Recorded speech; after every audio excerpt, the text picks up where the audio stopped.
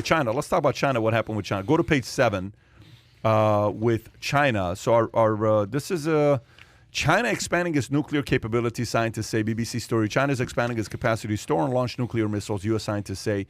Satellite images from Xinjiang province in the west of the country suggest that it's building a nuclear missile silo field. It is the second new silo field reported to be under construction in western China in the last 2 months. The site could house about 110 silos, which are underground facilities used for storing and launching missiles. In 2020, China had a nuclear stockpile of more than 200 warheads and was aiming to at least double this amount. The Pentagon says the U.S. has approximately 3,800 warheads. And in a propaganda video, China threatens to nuke Japan after Japan vows to defend Taiwan. In a now deleted propaganda video, China threatens to nuke Japan following comments made by Japanese leaders vowing to defend Taiwan from Chinese invasion. The nearly 6-minute video, which was posted to the Chinese Communist Party sanctioned channel Zhigua, featured images and videos of Chinese war machines such as tanks and fighter jets, edited into pictures of a devastated 1940s Japan following the World War II U.S. nuclear strikes on Hiroshima and Nagasaki. The video references Japan's defeat in World War II before promising full-scale war against the only country to have ever been nuked. The video also said there will be no peace talks. Tom, how much do you love China? What? Well, first of all, whenever you talk about China, you have to talk about Russia, because China and Russia are now really intertwined, and Russia has leaned over that way. And, China just had a meeting with the Taliban leaders of Afghanistan yesterday. I don't know if you saw that or not. Did you see the video? I mean, they've been supplying weapons to them for 20 years. No, but Tom, did you actually see that or no? I did not see that. I did not see that video. The foreign minister of China yesterday met with the Afghani Taliban leader yesterday. There you go. Well, here's what's going on here. People need to understand that Taiwan is a global semiconductor and market share play. You know, this is China.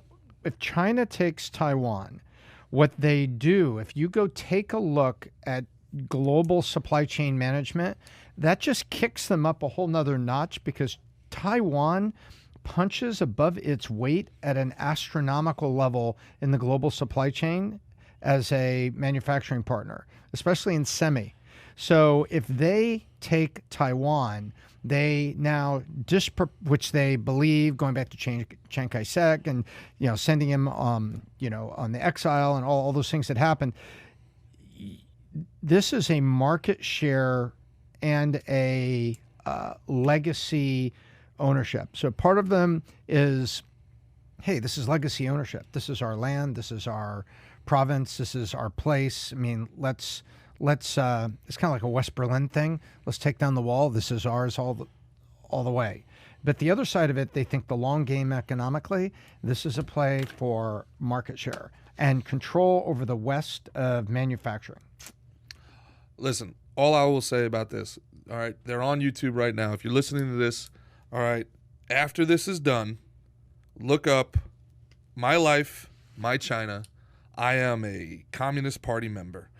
Just go into your bar after this is over and check Chinese Communist Party member and watch those videos. And you tell me if that is the future that you want. That's all I can say. All I can say, everything Tom said is great. Everything that we talk about here is fine.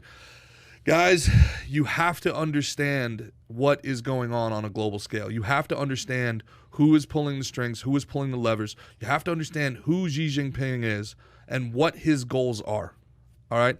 And part of what we are looking for in the future, if you don't understand what we talked about on Tuesday when we're talking about a social score, if you don't understand, all right, and you want an actual human element that goes beyond the politics and the economics and the high-level concepts that we talk about here, and you just want to see for yourself what loss of anonymity looks like, what loss of agency looks like, search Chinese Communist Party member and watch those videos. That's all I'll say.